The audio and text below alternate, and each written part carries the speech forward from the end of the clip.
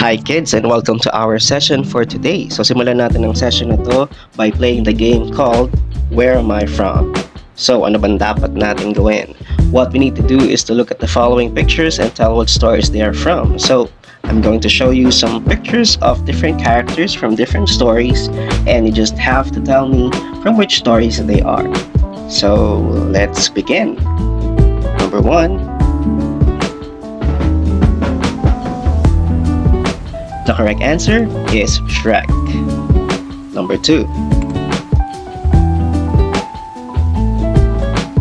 The correct answer is ang probinsyano. Number 3.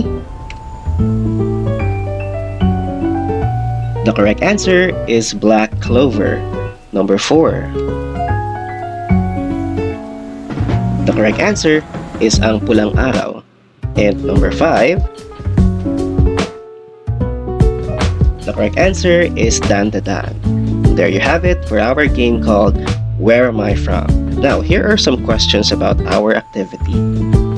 Question number 1. Can all the shows you've guessed in the game happen in real life? Well, the correct answer is no, not all of them can happen in real life. If so, which ones can happen in real life? And which ones are just products of someone's imagination? Well, here are the answers. So, shows that can happen in real life are, number 1, ang Probinsyano, because it's a show about cops catching criminals. Then, we have Pulang Araw because it's a show about historical events in the Philippines. Well, what about those that cannot happen in real life? Number 1, of course, is Shrek. It cannot happen in real life because it's all about fairy tale characters, about ogres, and the like. Then we have Black Clover because it's all about magic. We all know that magic doesn't exist in real life. And the third one, of course, is Dan Da Dan because it's all about aliens and yokais or ghosts in Japanese mythology. So, what's the difference between shows that can happen in real life and cannot happen in real life? Well, the difference lies between reality and fantasy. Now, let's start our discussion by finding out what reality is. Ano ba ang reality? Reality refers to moments, events, or stories that happen or can happen in real life. Now, these are things that we witnessed happen before or things that we are still witnessing now, yung mga bagay na nakikita natin sa totoong buhay. And that is reality. Reality has different characteristics. First one is that it can be proven. May mga ebidensya tayo para patunayan ang existence ng event na ito. That's why it's a reality. Second one is it is logical. Finally, it is possible. As long as nangyayari siya sa totoong buhay or pwede siyang mangyari, then it is reality. Now, here is a simple example of reality. Annie goes to school every day. Bakit ba siya reality? Kasi Annie is a student. And what a student does is go to school every day. It happens in real life, therefore, it's a reality. There you have it. Now, ano naman ang fantasy? Fantasy is something that can never happen in real life. Why? Because fantasy mostly involves magic, fairies, aliens, monsters, and things that we can just imagine. Fantasy also has some characteristics. First one is it is a product of one's imagination. We all know that humans have wild imagination, right?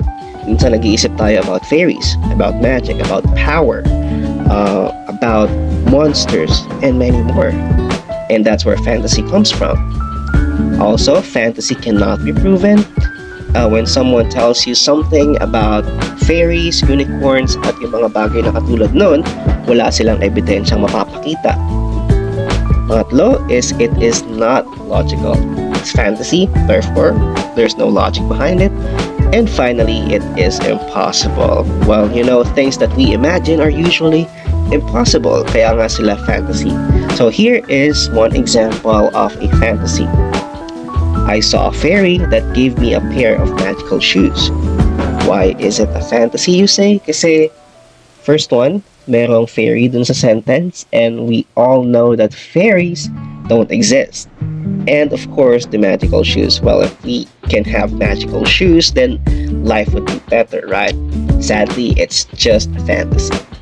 So, that's the difference between reality and fantasy.